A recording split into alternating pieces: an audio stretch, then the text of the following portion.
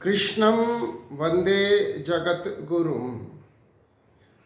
I pray to the Guru of the Universe.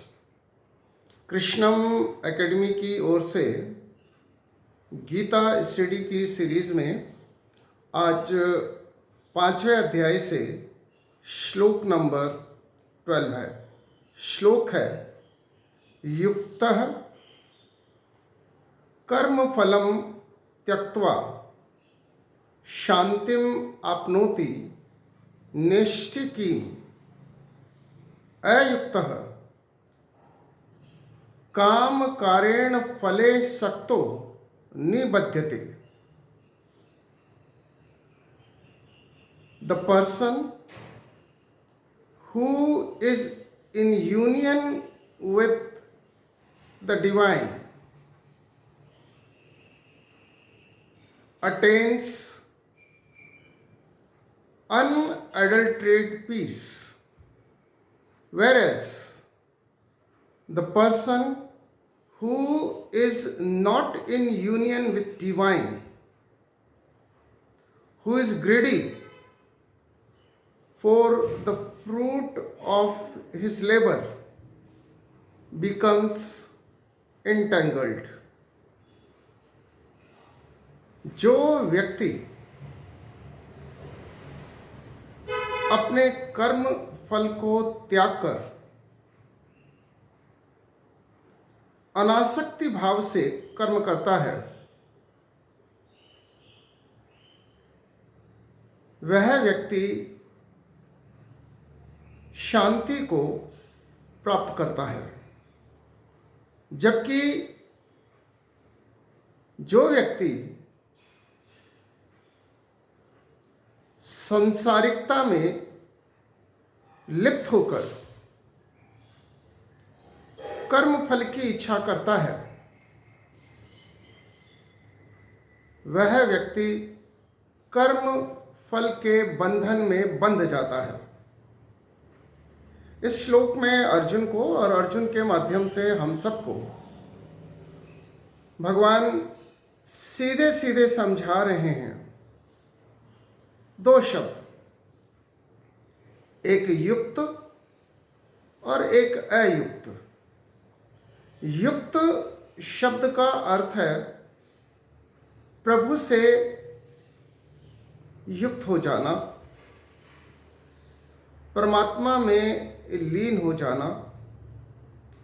आपका मन परमात्मा में लग जाए, परमात्मा से योग हो जाए, आप परमात्मा में मर्ज हो जाएं, आप डिवाइन से आपका यूनियन हो जाए।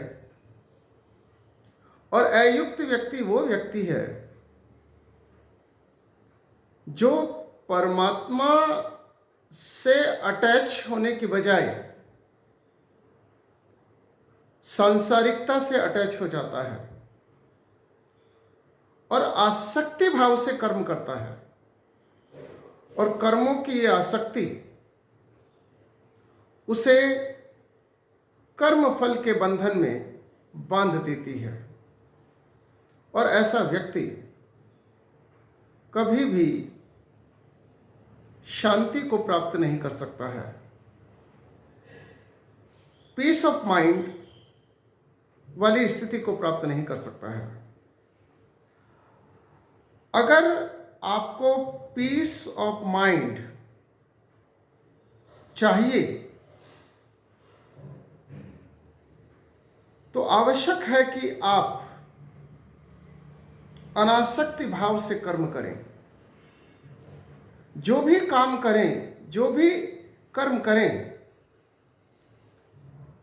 परमपिता परमात्मा को समर्पित कर दें और कर्म फल की इच्छा ना करें। कर्मण्येवाधिकारस्ते मा फलेषु कदाचन, ये गीता का सबसे बड़ा संदेश है।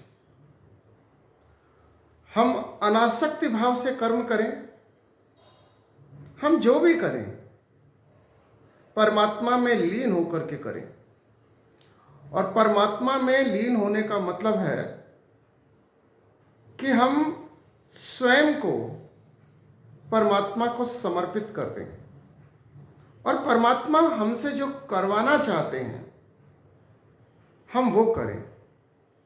हम कृष्णा से अटैच हो जाएं, हम कृष्णा कॉन्शियसनेस अपने अंदर ले आए। अब दो ही तरह की चेतना विकसित हो सकती है। या तो हम अपना मन परमात्मा में लगाएं या हम अपना मन सांसारिकता में लगाएं, भौतिकता में लगाएं। परमात्मा में मन लगाने के बाद में भी हमें संसार में रहना है और कर्म करना है, परंतु अपने सभी कर्मों को परमात्मा को समर्पित करते हुए करना है और सारे कर्म गुडनेस के कर्म करने हैं, अच्छाई, सच्चाई और भलाई के कार्य करने हैं। और ऐसा करके हम परमात्मा में लीन रह सकते हैं, यानी कि परमात्मा से युक्त हो सकते हैं। और हमें युक्त जीवन जीना चाहिए। युक्त जीवन का अर्थ है कि हम अपना मन परमात्मा में लगा लें, हमारा फोकस परमात्मा पर रहे। और अयुक्त होने का अर्थ यह है कि हम अपना मन परमात्मा में ना लगाकर भौतिकता में लगाएं, इंद्रिय सुख की ओर हम जाएं।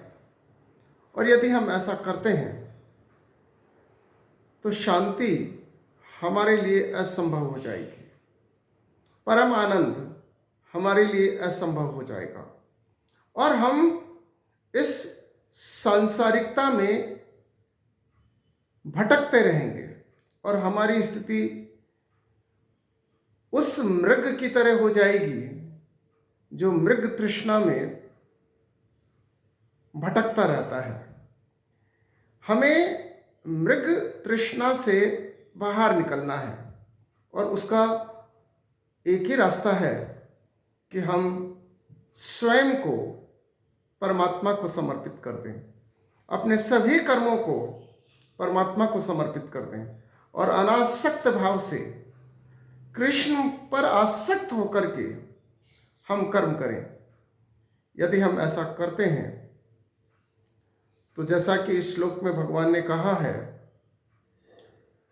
शांतिम आपनोति नैष्टिकीम, you will get unadulterated peace of mind.